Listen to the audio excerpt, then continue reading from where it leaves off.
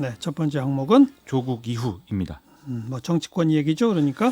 그렇습니다. 뭐 오늘 국회에서 법무부 국정감사도 진행이 됐는데 원래대로면 조국 전 법무부 장관이 이제 나왔어야 되는 거죠. 하지만 어제 사퇴했기 때문에 그렇게는 안 됐는데요. 그럼에도 불구하고 여전히 조국 전 장관에 대한 여러 가지 얘기가 오가는 그런 분위기였습니다. 이런 상황 속에서 정치권은 이제 총선을 준비하는 모드로 좀 전환하기 시작한 그런 모양새입니다.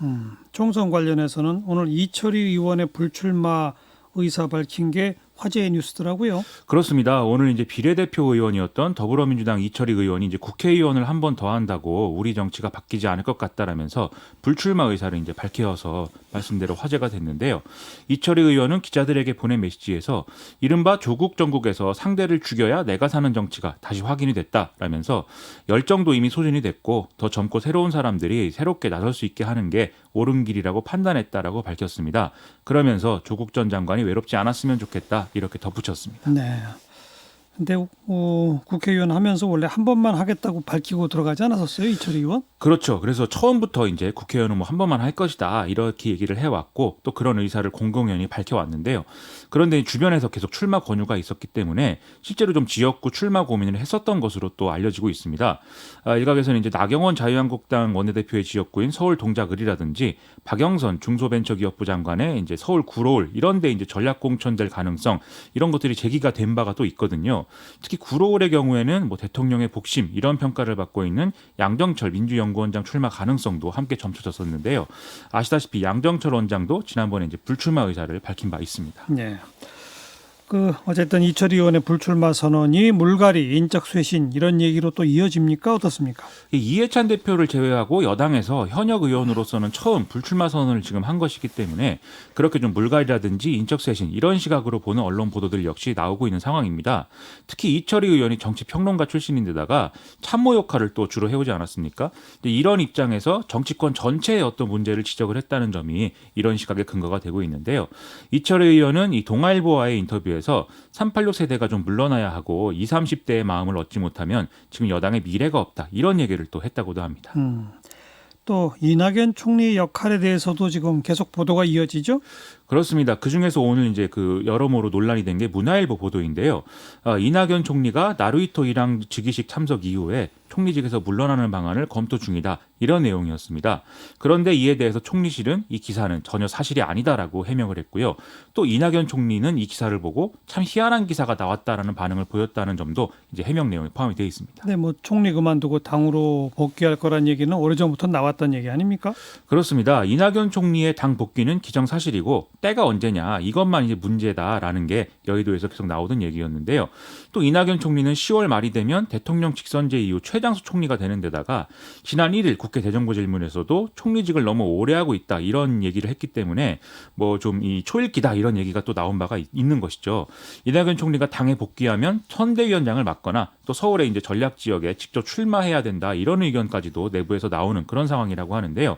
이 문화일보 보도는 이런 맥락에서 조국 전 장관 사퇴에 따른 책임 등을 이유로 해서 이낙연 총리 어떤 당 복귀 일정이 앞당겨졌을 그럴 가능성을 시사하는 그런 내용이었거든요. 그래서 조국 전 장관 문제가 여당의 총선 대비 전반에 좀 영향을 미치고 있는 상황이다. 이 점을 볼 수가 있는 그런 보도 내용이었습니다.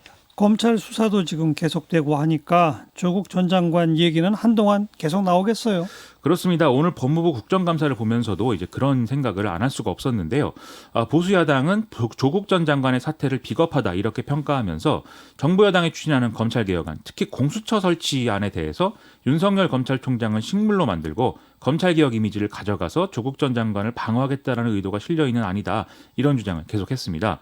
반면 여당은 조국 전 장관에 대한 좀 과잉 수사 이런 얘기를 하면서 검찰에 대한 어떤 견제의 필요성을 좀 더 강조하는 이런 분위기였습니다.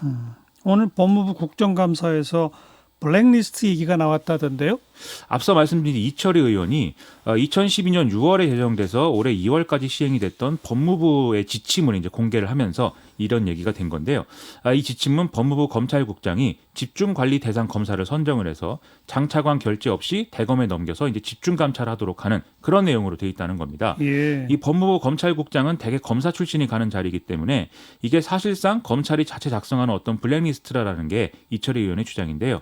이에 대해서 대검은 2012년 스폰서 검사 사건 이후에 검사 복무 관리 강화를 위해서 만든 이런 지침일 뿐 블랙리스트라든지 이런 것과는 무관하다고 해명을 했습니다. 어떤 사람이 그 리스트에 들어가는지가 중요한 건데 거기까지는 아직 파악이 안 되고 있군요. 이철희 의원은 아마 윤석열 검찰총장도 과거에 이 리스트에 들어있었을 것이다라고 얘기를 했는데요.